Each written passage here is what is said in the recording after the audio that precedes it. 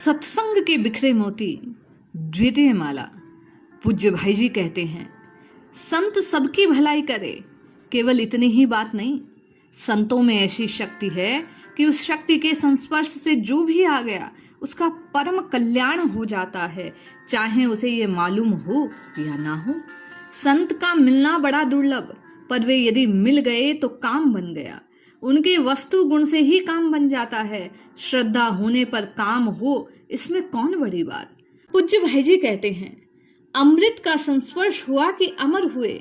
उसी प्रकार किसी तरह भी संत संस्पर्श हो गया तो कल्याण हो ही गया।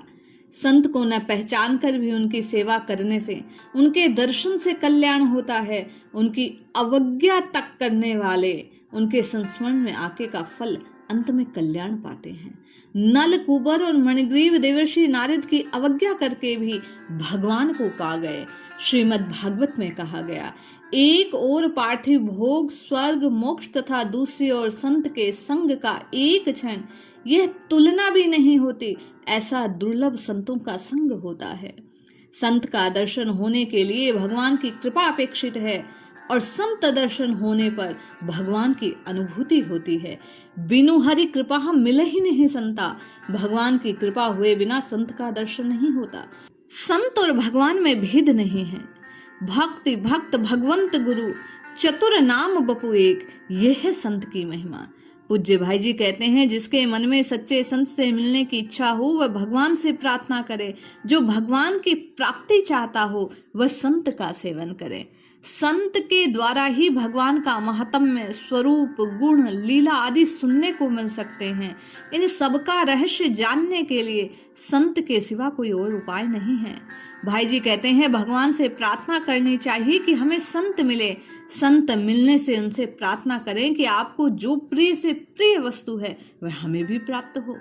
नरसिंह जी ने भगवान शंकर को प्राप्त कर लेने पर उनसे ये कहा कि आपको जो सबसे प्रिय वस्तु दुर्लभ हो उसी की प्राप्ति हमें कराएं। संक्षेप में नरसिंह जी की कथा इस प्रकार कि नरसिंह जी कीर्तन के बड़े प्रेमी, घर पर देर से लौटते, भोजाई कटु स्वभाव की। एक दिन बोली, क्यों बड़े भक्त बने भक्त हो, भगवान क्यों नहीं मिलते। नरसिंह जी बस उसी समय घर से निकल पड़े। एक शिव मंदिर में जाकर धरना दिया। 14 दिन रात बाद शिव जी ने दर्शन दिए। नरसिंह जी ने उनसे प्रार्थना की कि शिव जी उन्हें गोलोक धाम ले गए। नरसिंह जी ने फिर राधा कृष्ण की दिव्य लीलाओं का दर्शन किया। इस अनुभव का स्वयं नरसिंह जी ने अपने ग्रंथों में वर्णन किया है। शिव और विष्णु में कोई अंतर नहीं। लीला के लिए एक ही भगवान शिव और विष्णु बने हैं। भक्त भगवान के प्रेम की चर्चा में रमता है, मोक्ष उसे नहीं सुहाता। इस प्रकार भगवत प्रेम को अपना सार सर्वस्व बना लेने वाले संत के कहीं दर्शन हो जाए तो फिर आनंद का कहना क्या। संत मिलते हैं भगवान की कृपा से और पूर्ण भगवत कृपा सब पर सदा रहती है। बस विश्वास की कमी है। इसीलिए भाई जी कहते हैं, सारा दुख है। भगवान ने भी गीता में कहा, जिसने मुझे सुहृद जान लिया, बस उसे इतना जानने से ही शांति मिल जाती है। कितनी बड़ी बात। भगवान सबके सुहृद हैं, मित्र हैं, पर हम लोग इस भगवत वचन पर विश्वास नहीं करते। कृपा और प्रेम में अंतर है। कृपा में कुछ परायापन है, वह किसी दीन पर होती है, पर प्रेम में निकट का संबंध है। सुहृद और मित्र के संबंध में तो और निकटता है। भगवान कहते हैं, मैं सबका मित्र हूँ। भला ये बात जिसने जान ली उसके आनंद का क्या ठिकाना। भगवान हमारे मित्र, फिर क्या चाहिए। इस बात को जानते ही मन में कितना गौरव होगा, कितने शांति मिलेगी। एक सर्वोपरि लौकिक शासक से मित्रता होने पर मनुष्य कितने गौरव का अनुभव करता है। फिर सर्वलोक महेश्वर भगवान हमारे मित्र, ये जानने पर कितनी शांति होगी। पूज्य भाई जी कहते हैं, भय इसलिए है कि भगवान पर विश्वास नहीं। एक मामूली सिपाही साथ हो जाने पर सारा भय जाता रहता है। फिर जिस क्षण यह विश्वास हो जाए कि सर्वेश्वर सर्वशक्तिमान भगवान नित्य निरंतर हमारे साथ हैं, उसके बाद क्या भय रह सकता है। बहुत सहज बात हमारे विश्वास के अभाव के कारण कठिन हो रही है। भगवान की पूर्ण कृपा, बस उस कृपा पर विश्वास होते ही सब काम बन जाए, बहुत सहज में बन जाए। कृपा पर विश्वास होते ही कृपा फलने फूलने लगती है। संत और भगवान को मिला देने की कृपा का फलना फूलना है। संत सभी समय रहते हैं, उनका अभाव नहीं होता। संत अभाव हो तो भगवान का अभाव हो जाए, जो कि असंभव है। हाँ, संतों की संख्या घटती बढ़ती है। इस कलयुग में भी संत हैं। भगवान से प्रार्थना करने पर उनके दर्शन हो सकते हैं। डर है तो वह असंतों से, संतों से डर किस बात का। माँ की गोद में बच्चा चाहे जैसा व्यवहार करे, माँ से क्या बच्चे की हानि है। संतों का श्राप भी परम कल्याण के लिए, बस किसी प्रकार उनसे मिलना हो जाए, फिर तो काम अपने आप हो जाए, क्योंकि उनका मिलना ही अमोघ है। पूज्य भाई जी कहते हैं, संत की पूरी पूरी महिमा कोई नहीं कह सकता। संत का ध्यान भगवान करते हैं। भगवान श्री कृष्ण एक बार ध्यान में बैठे, धर्मराज पीछे पूछते हैं, प्रभु आप उस समय क्या कर रहे थे। श्री कृष्ण ने कहा, ध्यान। धर्मराज, किसका ध्यान करते हैं आप। श्री कृष्ण कहते हैं, भीष्म मेरा ध्यान कर रहे थे, इसलिए मैं भीष्म का ध्यान कर रहा था, उनके पास चला गया। जिन संतों की महिमा स्वयं भगवान गाते हैं, उन संतों की महिमा कौन गा सकता है। भरत सरिस को राम स्नेही, जुग जप राम राम जप जेही। भारद्वाज जी ने कहा कि भरत, राम के दर्शन का फल है तुम्हारा दर्शन, तेहि फल कर फलु दरस तुम्हारा। भला ऐसे संतों की महिमा कौन गा सके। संतों की चरण रज की महिमा ऐसी कि तीर्थ भी उस रज से पवित्र होते हैं। संत तीर्थों को भी तीर्थ बनाते हैं। तीर्थ क्या चीज है। संतों के रहने का स्थान, जिस स्थान पर संत रहे वही तीर्थ बन जाता है। पूज्य भाई जी कहते हैं, संतों के मुख से जो निकल गया वही सार्थक शास्त्र बन गया। संतों ने जो लिख दिया वही नियम विधान हो गया। उस विधान को भगवान मानते हैं। ऐसा इसलिए होता है कि संत भगवान के संदेश वाहक होते हैं। संत के हृदय में आकर भगवान निवास करते हैं। संत का हृदय भगवान का घर है। भगवान ने कहा, साधुजन मेरे हृदय स्थानीय हैं और मैं साधुओं का हृदय हूँ। ऐसे साधु संतों की महिमा पूज्य भाई जी कहते हैं अकथनीय है। तन से, मन से, धन से, सब प्रकार से संतों की सेवा करें, पर ध्यान रखें, सर्वोत्तम संत सेवा है संतों की आज्ञाओं का प्रसन्नता पूर्वक पालन करना। शास्त्रों को मानना संतों को मानना है। संतों की वाणी का अनुसरण करना हमारे लिए परम कल्याण का साधन है। पूज्य भाई जी कहते हैं, एक मनुष्य है, वह संत के पास तो रहता है पर उनकी आज्ञा का पालन नहीं करता। ऐसे मनुष्य का कल्याण देर से होता है। जिसके संग से अंदर देवी संपत्ति बढ़ती है, भगवान के प्रति प्रेम उत्पन्न होता है, मन में आनंद और शांति बढ़ती है, उसे संत मानने में कोई आपत्ति नहीं। वह संत की मोटी कसौटी है। वस्तुतः सच्चे संत की परीक्षा नहीं हो सकती। करी गोपाल की सब होए, जो भगवान ने रच रखा वही होगा। निमित्त भिन्न भिन्न हो सकते हैं। पूज्य भाई जी कहते हैं, मनुष्य को अपनी अपनी भली बुरी भावना के कारण पाप पुण्य की प्राप्ति होती है। यदि अच्छी नियत हो, शुभ भावना हो, किसी का भी बुरा करने की इच्छा ना हो, कर्म करने वाला निर्दोष रहेगा। पर यदि नियत बुरी, मन में बुराई, यद्यपि होगा तो वही जो होना है, पर बुरी भावना के कारण मनुष्य पाप का भागी अवश्य बन जाता है। पूज्य भाई जी कहते हैं, हम लोगों को तामसिकता ने आ घेरा, रजोगुण क्रियाशीलता भी होती तो एक बात, यदि मन में डर ना हो तो डर का हेतु होने पर भी डर नहीं लगता। पर यदि मन में डर है तो बिना कारण भी डर के नए नए हेतु पैदा हो जाते हैं। भूत का भय मन में होने पर झूठ मूठ भूत पैदा हो जाते हैं। भगवान पर विश्वास हो तो फिर सर्वत्र सभी परिस्थितियों में निर्भयता, आनंद है, फिर मृत्यु का भी भय नहीं रहेगा। यदि ईश्वर की इच्छा है इसे मरना होगा, ऐसे मरना होगा, तो फिर बचना असंभव है। फिर धैर्य, धर्म, साहस छोड़कर कुत्ते की मौत क्यों मरते हो। आत्मा को अमर समझो, इसे कोई किसी प्रकार की हानि नहीं पहुंचा सकता। भगवान के वचन पर विश्वास करो। नैनम छिदन्ति शस्त्राणि नैनम दहति पावक। पूज्य भाई जी कहते हैं, देह का नाश अवश्यम भावी है। कपड़े का कोट जैसे फटता है, किसी दिन निश्चय फट जाता है, वैसे ही ये चमड़ी का कोट भी निश्चय फटेगा। आत्मा अमर है, फिर चिंता क्यों मरने की। चिंता ही करनी है तो केवल भगवान की करो। इस चिंता से जगत की समस्त चिंताएं मिट जाएगी। भगवान की कृपा पर विश्वास, आत्मा की अमरता पर विश्वास तथा तीसरी बात अपने प्रारब्ध पर विश्वास, अर्थात बिना प्रारब्ध के मृत्यु होगी नहीं। यदि इन 3 बातों पर विश्वास हो तो सुख से मरोगे। आत्मबल चाहिए, शारीरिक बल इसके सामने परास्त हो जाएगा। जिसका मन बुरी भावनाओं को दूर रखता है उसके सामने आप अपने बुराई बातें बहुत कम आती है। संसार में घटना भले ही कुछ भी क्यों ना हो, पर उसमें सुख का दुख का होना हमारी भावना पर निर्भर है। यदि सचमुच भगवान पर विश्वास हो, फिर बड़े से बड़े भय से अवसर आप बचकर निकल जाएंगे। देखकर आश्चर्य होगा। हमारे मन में जो भी अच्छे बुरे विचार हैं वे फैलते रहते हैं। हमारे मन में यदि मंगल की भावना हो तो जगत का मंगल कर देंगे। बुरी भावना होगी तो जगत के सारे वायुमंडल में बुरा भाव फैलाएंगे।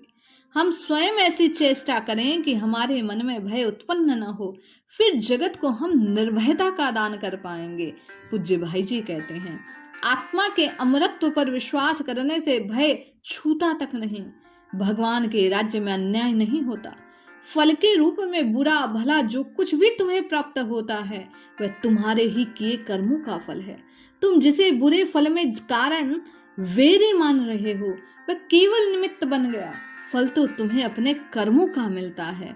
किसी के अहित में भी कभी निमित्त मत बनो। श्री भगवान का परम आश्रय प्राप्त करने से बढ़कर ऊंचा कोई लाभ नहीं। पूज्य भाई जी कहते हैं, बड़े भाग्यवान पुरुष ही भगवान का परम आश्रय पाने पर मार्ग पर चलते हैं। उनके पुण्य का तो पार नहीं जो इस स्थिति को प्राप्त कर लेते हैं। मार्ग की बात करना बात है, मार्ग पर चलना और चलकर भगवान का आश्रय लेना और बात है। एक व्यक्ति लड्डू की बात सोचा करे, केवल बात ही बात, पर दूसरा लड्डू का सामान जुटा लड्डू बनाना आरंभ करे तो और बात होगी। लड्डू बनाने वाला यदि लड्डू बनाया जाएगा तो चख भी लेगा। साधन की बातें करना और बात, साधन में चुपचाप लग जाना और चीज है। पूज्य भाई जी कहते हैं, जो भगवान के मार्ग पर चलने लगता है उसकी स्थिति बहुत ही विलक्षण हो जाती है तथा चलने लग जाने पर पहुंचना सहज हो जाएगा। भगवान की ओर लगे रहना बड़ा कठिन, बड़े बड़े विघ्न आते हैं जो मनुष्य को भगवान से हटा देते हैं। बहुत बार साधना के नाम पर विषयों की ओर गति होती है। सबसे पहली बात लक्ष्य स्थिर होना चाहिए। कहाँ जाना है ये निश्चित होना चाहिए। एक आदमी है, कलकत्ते से राजपुताना आना है। उसके मन में दृढ़ निश्चय है कि राजपुताना जाना है। अब वह जहां जहां गाड़ी बदलेगा बार बार पूछकर देखभाल कर उसी गाड़ी में बैठेगा जो राजपुताने की ओर जाती है। सदा सावधान रहेगा कहीं दूसरी गाड़ी में ना बैठ जाऊं। इसी प्रकार जो भगवान की ओर चलता है, निश्चय करता है कि मुझे भगवान के पास जाना है, सदा सावधान रहता है रास्ता न भूल जाऊं। अनुभवी पुरुषों से बार बार पूछकर निश्चय करता है कि ठीक रास्ता है ना। सभी बुरे विचार, दुर्गुण भगवान के मार्ग पर चलना प्रारंभ कर देने पर अपने आप छूट जाएंगे। धन कमाने का उद्देश्य रखने वाला धननाशक कोई काम नहीं करता। एक पैसे के नाश को भी वह सह नहीं सकता। वैसे ही जो भगवान को उद्देश्य बनाकर चलेगा वह सहज में भगवान की प्राप्ति की विरोधी बातों को अच्छी तरह जान उनसे बच जाएगा। मामूली दुर्गुण भी उसे बहुत खलेंगे, वह उनसे निकल बाहर गिरेगा। भगवान के मार्ग पर आना कठिन, मार्ग पर आ जाने पर सभी विघ्न नष्ट हो जाते हैं। भगवान की ओर मुख किया कि सारे पाप मिट गए। सन्मुख होय जीव मोहि जबहि, जन्म कोटि अगनास ही तबहि। भगवान की ओर मुंह फेरते हैं, भगवान स्वीकार कर लेते हैं। इतना ही नहीं, वे अपने को ऋणी मानते हैं। भगवान राम ने कहा, विभीषण के पास मुझे चलकर जाना चाहिए था, पर वह तो मेरे पास आ गया, यह तो मुझ पर उसका ऋण हो गया। शरण 2 प्रकार की है भाई जी कहते हैं, एक है बाह्य शरण और एक है आंतरिक शुद्ध शरण। भगवान की प्राप्ति के लिए यदि सभी चीजें छूटती हैं तो भी परवाह मत करो। जो सचमुच भगवान को पाने के लिए भगवान के मार्ग पर चलता है वह संसार के समस्त मोह को छोड़ देता है। विषयी और मुमुक्षु में यही अंतर कि विषयी का मुख संसार की ओर रहता है, मुमुक्षु का मुख भगवान की ओर। जी भाई जी कहते हैं, विषयी और मुमुक्षु दोनों के मार्ग सर्वथा विरोध है। विषयी चाहता है संसार का सुख, मुमुक्षु सांसारिक सुखों का त्याग करता है। विषयी चाहता है मान सम्मान, मुमुक्षु मान सम्मान से दूर भागता है। जिस जिस चीज को विषयी चाहता है, मुमुक्षु उस चीज का त्याग करता है, क्योंकि विषयी का लक्ष्य है विषय भोग और मुमुक्षु के लक्ष्य स्वयं भगवान है। राम के लिए आराम का त्याग करो। भरत जी ने राम के लिए आराम का सर्वथा त्याग कर दिया था। गुरु वशिष्ठ और माता कौशल्या तक ने भरत को राज्य स्वीकार करने का बड़ा आग्रह किया। यहाँ तक कि कहा कि बेटा, यह गुरु की आज्ञा है, माता की आज्ञा है, धर्म का पालन है। पर भरत जी फंसे नहीं। साधकों के जीवन में भी धर्म के नाम पर इसी प्रकार के प्रलोभन आते हैं। राज लक्ष्मी श्री राम की भुग्या भी, फिर भरत उसे कैसे स्वीकार कर सकते? लक्ष्मी भगवान की भुग्या है। ये तुम्हारे पास हो तो माँ समझकर इसकी सेवा करो। इन्हें भगवान की सेवा में लगाते रहो, इनसे सेवा करो, अपनी भुग्या मत समझो। तुम्हारे पास जो कुछ है उसमें केवल तुम्हारा नहीं, बहुतों का हिस्सा है। सबको हिस्सा देकर जो बचे उसी यज्ञ शेष है।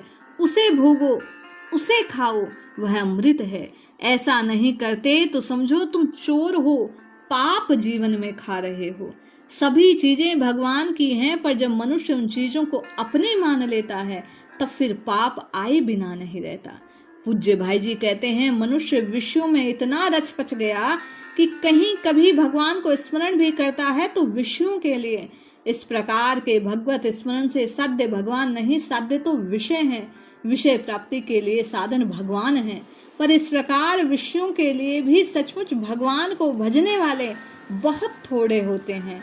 सकामी भक्तों में यह दृढ़ विश्वास होता है कि भगवान निश्चय ही मेरी कामना पूर्ण कर देंगे।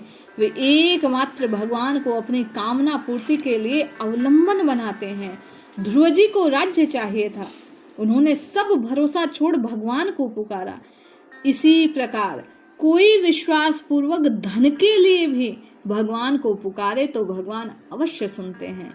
पर हम लोग धन के लिए दूसरों का आश्रय लेते हैं। कुछ लोग अन्य पुरुषार्थ के ऊपर निर्भर करते हैं। कुछ लोग चोरी, डकैती, पाप आदि को धन प्राप्ति का साधन बनाते हैं। इन अंतिम श्रेणी के लोगों को धन तो तभी मिलता है जबकि प्रारब्ध में हो। प्रारब्ध में नहीं हो तो नहीं मिलता, पर पाप इनके पल्ले अवश्य बन जाता है, जिनका फल दुख और नरक मिलना निश्चित है। इसलिए हम सबको चेत कर भाई जी के कहे अनुसार विचार पूर्वक केवल और केवल प्रभु पर आश्रित होकर उन्हीं से सब चीजों को मांगना चाहिए। पूज्य भाई जी कहते हैं, एक आदमी वह धन चाहता है, पर चाहता भगवान से है। उसे धन भी मिलेगा और अंत में भगवान की प्राप्ति भी होगी। धन के लिए भी केवल भगवान का आश्रय लेना बड़ा कठिन है। यदि अनन्य आश्रय भगवान का हो जाए तो फिर कुछ भी हमारे लिए आवश्यक होगा, भगवान हमारे पास निश्चित उसे पहुंचा देंगे। पर अनन्य आश्रय नहीं होना, मन डिग जाता है, भगवान करेंगे कि नहीं, संदेह उत्पन्न होता है। हम दूसरे उपायों का अवलंबन करने लगते हैं और यही गलती होती है। भगवान पर पूरा विश्वास होने पर भगवान की ओर से निश्चय योगक्षेम का निर्वाह होगा। नहीं होता तो निश्चय ही विश्वास में कमी है। भगवान पर पूरी निष्ठा होनी चाहिए। फिर जिस प्रकार भगवान द्रौपदी के लिए साड़ी बन गए, वैसी घटना आज भी हो सकती है। पूज्य भाई जी कहते हैं, गजराज को भगवान ने स्वयं आकर उबारा। धन्ना भक्त के खेत में स्वयं भगवान पधारे। माधव दास जी एक भक्त थे, उन्हें बार बार दस्त की शिकायत, भगवान स्वयं अपने हाथों से उनका मल धोया करते। इस प्रकार की घटना आज भी संभव, पर भगवान पर विश्वास नहीं, उनका आश्रय नहीं, इसलिए ये बातें असंभव से मालूम लगती है। भगवान में एक दोष, वह ये कि उन्हें दूसरा कोई सुहाता नहीं। वे पूरी निर्भरता चाहते हैं। वर्तमान युद्ध में लोग बहुत घबराए हैं, पर शांति का जो उपाय है उसे करते नहीं। शांति के लिए 3 बातें, मन में अपने आप को, अपनी समस्त वस्तुओं को भगवान के अर्पण कर दें। हरि शरणम इस मंत्र का जब चलते फिरते, उठते बैठते, खाते पीते निरंतर करते रहें। और भगवान से प्रार्थना करें, हे प्रभु तुम्हें जो ठीक जचे वही करो। हमारी चाह यदि तुम्हारी चाह के विपरीत हो तो नष्ट कर दो। हे नाथ तुम्हारी चाह मंगलमयी है, मैं भूल सकता हूँ। हे नाथ बच्चा यदि आग में हाथ डालना चाहे तो क्या माँ हाथ जलाने देती है? हे स्वामिन मैं भी अबोध बच्चे की तरह अमंगल को मंगल मान सकता हूँ, पर तुम मेरी चाह की ओर ध्यान मत दो, मुझे रोने दो, तुम अपनी इच्छा पूरी करो। यदि उपयुक्त 3 बातें करने लगे तो भाई जी कहते हैं निश्चित कभी अमंगल नहीं हो सकता। हम जिस बात में अपना अमंगल मानते हैं कौन जानता उसमें शायद अमंगल ही अमंगल भरा हो, पर भगवान जानते हैं जहां भक्त को छोड़ा भी वे बचा लेंगे। हमारी बुद्धि तो सीमित है, पर दूर की बात सोच नहीं सकते, जानते नहीं, पर हमारे भगवान सर्वज्ञ हैं, उनसे भूल हो नहीं सकते, इसलिए अपना मंगल भगवान पर छोड़ना। पूज्य भाई जी कहती हैं साधक के लिए यही बुद्धिमानी है। पूज्य भाई जी हम सबको समझाते हुए कहते हैं विचारो, हमारे हाथ में एक लड्डू है, ताजा है, मीठा है, रसीला है, सभी तरह से सुंदर है, पर उसमें संख्या मिला है, हम उसे नहीं जानते। हम केवल बाहरी सुंदरता मिठास पर मुग्ध होते हैं। ऐसे ही बहुत बार जिसे आप हमारी हानि होगी उसमें हम मंगल मान बैठते हैं। ऐसी भूल हमसे होती ही है। उधर भगवान से कुछ छिपा नहीं, उनसे भूल हो सकती नहीं। घर घर में कीर्तन कीजिए, फिर अमंगल दूर हो जाएगा। पूज्य भाई जी कहते हैं अर्जुन ने प्रण किया सूर्यास्त होने से पहले पहले जयद्रथ को मार दूंगा, नहीं मारूंगा तो आग में जलकर मर जाऊंगा। लोगों ने देखा सूर्यास्त हो गया, जयद्रथ नहीं मरा। अर्जुन चिता बनाकर जलने को तैयार, सब भाई तमाशा देखने आए, जयद्रथ भी आया क्योंकि अब उसे अर्जुन का भय न था। पूज्य भाई जी कहते हैं तभी श्री कृष्ण ने अर्जुन से पूछा भैया अर्जुन तुमने ऐसा प्रण क्यों किया? अर्जुन ने कहा महाराज आपके भरोसे पर। श्री कृष्ण ने कहा तो बाण संधान करो। लोगों ने आश्चर्य से देखा, अर्जुन ने भी देखा, अभी तो सूर्य है, अस्त नहीं हुए, अस्त होने का भ्रम हो गया था। अर्जुन ने बाण संधान किया, जयद्रथ मारा गया। भला ये बात किसी की कल्पना में आ सकती थी? अस्त हुए सूर्य फिर उसी दिन उदय हो जाएं, पर भगवान के लिए कौन बड़ी बात, वे असंभव को संभव कर सकते हैं, उन पर विश्वास होना चाहिए। पूज्य भाई जी कहते हैं मनुष्य का ये स्वभाव सा है कि वह दूसरों की स्थिति में सुख जानता है। वह सोचता है अमुक व्यक्ति के पास भोग सुख की इतनी सामग्रियां, वह निश्चित सुखी होगा। ऐसा सोचकर वह वैसा बनना चाहता है, कहीं बन जाता है तो फिर सोचता है हमसे होती ही है। उधर भगवान से कुछ छिपा नहीं, उनसे भूल की अरे यहाँ तो दुख है, वे चीजें और ऐसी अमुक के पास हैं, तो क्या वे सुखी हो गए? यदि वे चीजें मिल गई फिर भी यदि अनुभव करे तो सुख कहाँ मिलता है, वहां भी जलन है। इस प्रकार वह सुख खोजता रह जाता है, सुख मिलता नहीं, मिल सकता नहीं, क्योंकि यहाँ सुख तो है ही नहीं। सुख तो भगवान में है। भगवान ने स्वयं कहा ये संसार अनित्य है, इसमें सुख है नहीं, सुख चाहिए तो हमारा भजन करो। पूज्य भाई जी कहते हैं जहां अनुभव अभाव का है वहां उसकी पूर्ति की इच्छा है, उसके लिए चेष्टा है, उसकी पूर्ति के साथ साथ की गए अभावों की सृष्टि हो गई। लड़का नहीं है, लड़के के अभाव का दुख। अब कहीं लड़का हो गया तो उसके पालन पोषण के लिए धन, विवाह, उसके बहुत सामान आदि। इस प्रकार लड़के का अभाव दूर हुआ, पर नए नए नए अभाव खड़े होते रहे। बस एक अभाव की पूर्ति तो दूसरे की पूर्ति में, तीसरे की पूर्ति में, चौथे की पूर्ति में लगे रहे। इस तरह अभाव की पूर्ति करते करते अमोल मनुष्य जीवन समाप्त हो गया। जिस जीवन से परम दुर्लभ वस्तु भगवान मिल सकते हैं, पूज्य भाई जी कहते हैं वह अभावों की पूर्ति करने में बीता, और अभाव है कि बने रहे, इससे बड़ी हानि और क्या हो सकती है। इसलिए साधक को चेत कर केवल भगवान का भजन करना चाहिए। ये भाई जी का यहाँ संकेत है। पूज्य भाई जी कहते हैं अभाव की पूर्ति उद्देश्य हो जाने पर व्याकुलता होती है, बुद्धि बिगड़कर कार्य अकार्य का ज्ञान नष्ट कर देती है। इसलिए प्रत्येक अभाव की पूर्ति के साथ पाप का ढेर भी संग्रहित हो जाता है। अब सोचिए, केवल जीवन निष्फल नहीं हुआ, आगे के लिए पाप का ढेर ढोकर साथ ले जा रहे हैं, जिसका फल दुख ही दुख है। संसार में सफलता की पूजा, सफल होने पर साथियों की भरमार, पूजा की भरमार, पर असफल हुए फिर कोई नहीं पूछेगा। मन में योजना बनाते रहे पर मृत्यु आ गई तो योजनाएं सबकी सब धरी रह जाएंगी। कुछ वर्षों पहले की बात, अपने धन को सत्कार्य में लगाने के लिए एक बहुत धनी पुरुष कई योजनाएं सोची पर कुछ ना कर पाए, मृत्यु हो गई। इसलिए शुभ कार्य को कल पर मत रखो, शीघ्र से शीघ्र कर डालो। पूज्य भाई जी कहते हैं, भगवान पूर्ण है, उन्हीं में आत्यंतिक सुख है। वहां जरा अभाव नहीं, उन्हें प्राप्त करो। उन्हें पा जाने पर सर्वथा सब और से पूर्ण हो जाओगे।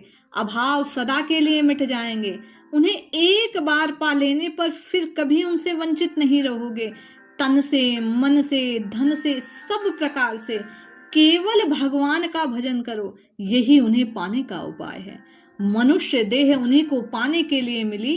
हिंसक पशुओं की अपेक्षा भी मनुष्य पशु अधिक भयंकर। विवेक नहीं पर मनुष्यों में विवेक है। मनुष्य होकर वह अपना विवेक पशुता के अभ्युदय में लगाता है, तब उससे संसार का जितना अनिष्ट होता है उतना अनिष्ट हिंसक पशु भी नहीं कर सकता। यदि जीव पतन में बचना है तो निश्चय भगवान की ओर मुड़कर चलना होगा। जो कुछ मन में होता वह बाहर निकलता।